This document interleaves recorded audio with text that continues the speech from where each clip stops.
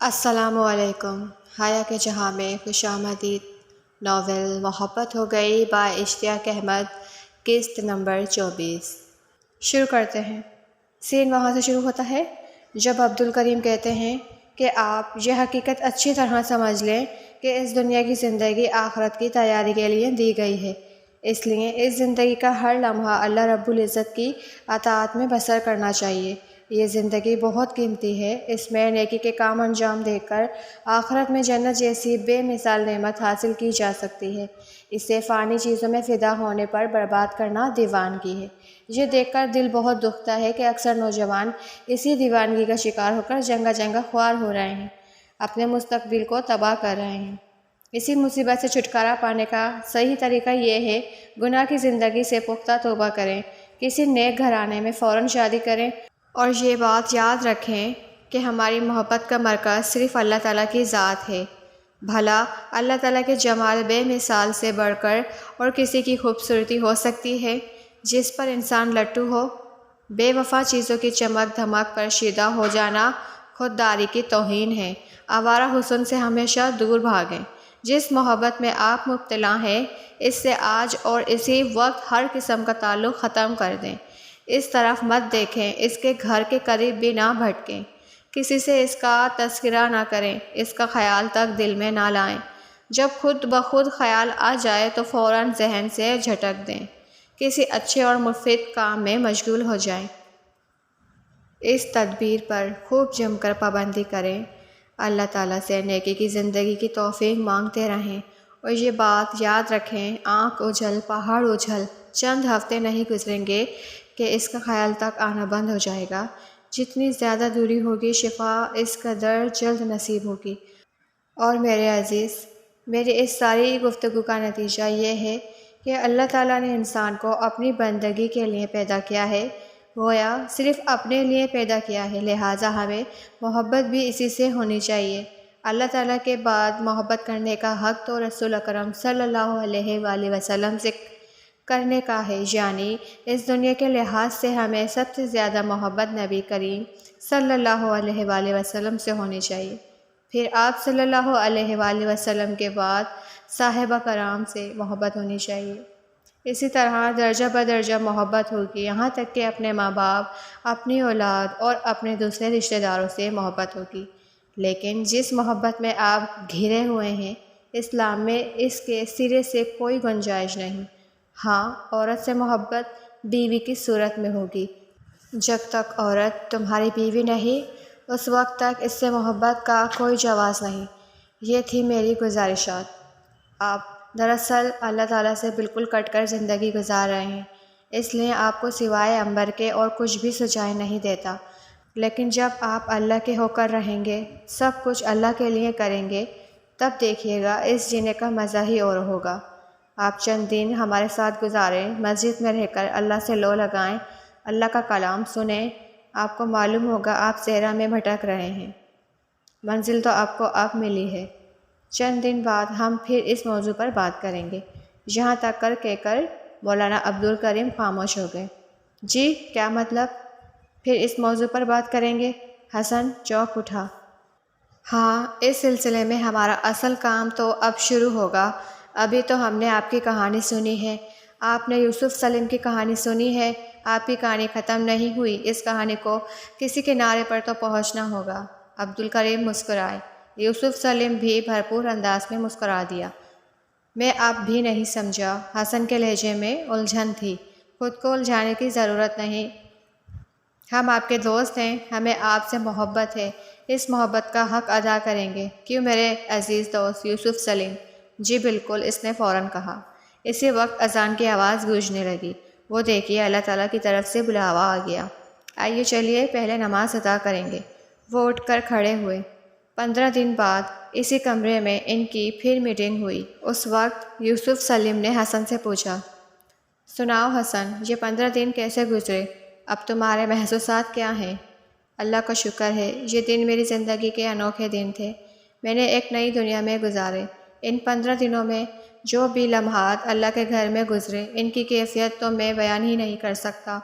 زندگی میں پہلی بار تو اللہ تعالیٰ کی محبت کا احساس بیدار ہوا ہے۔ ابھی تو پتہ چلا ہے محبت کیا ہے، تب پھر اب جو ہم کہتے ہیں آپ کو وہ کرنا ہوگا۔ عبدالکریم ایک دم سے بولے۔ جی کیا مطلب؟ حسن کے منہ سے مارے حیرت سے نکلا۔ یوسف سلیم نے عبدالکریم کی طرف اور انہوں نے یوسف سلیم کی طرف دیکھا، پھر دونوں بھرپور انداز میں مسکرا دیے۔ ہم تمہیں ایک جگہ لے جانا چاہتے ہیں، تم بس کچھ نہیں پوچھو گے اور ہمارے ساتھ چلو گے۔ میں نہیں سمجھا۔ حسن گھبرا کر بولا۔ میں نے کہا نا تم کوئی سوال نہیں کرو گے، بس ہمارے ساتھ چلو گے۔ جی اچھا۔ اور پھر وہ یوسف سلیم کی کار میں بیٹھ کر وہاں سے روانہ ہوئے۔ آدھے گھنٹے بعد ان کی کار ایک کوٹھی کے سامنے رکی۔ اس وقت حسن نے حیران ہو کر کہا، ارے یہ تو آپ مجھے انکل ڈاکٹر عدنان منیر کے گھر لے آئے۔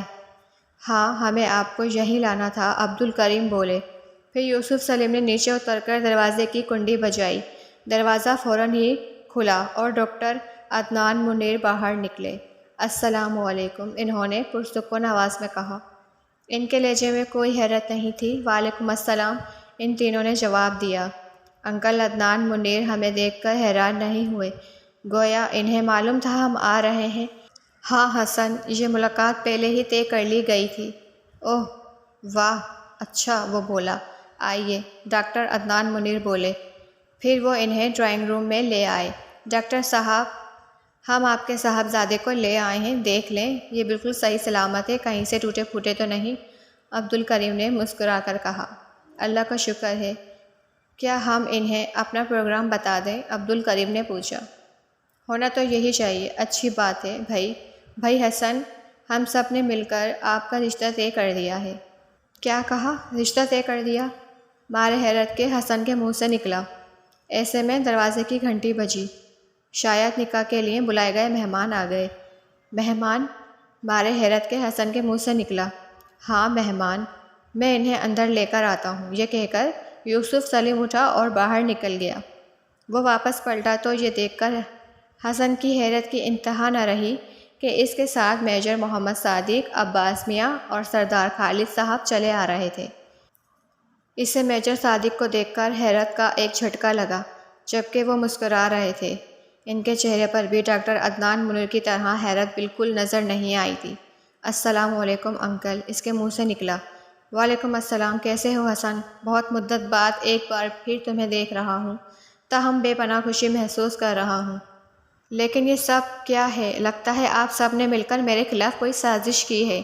حسن، تم اسے سازش کہہ سکتے ہو، لیکن پیار بھری سازش، عبدالکریم بولے۔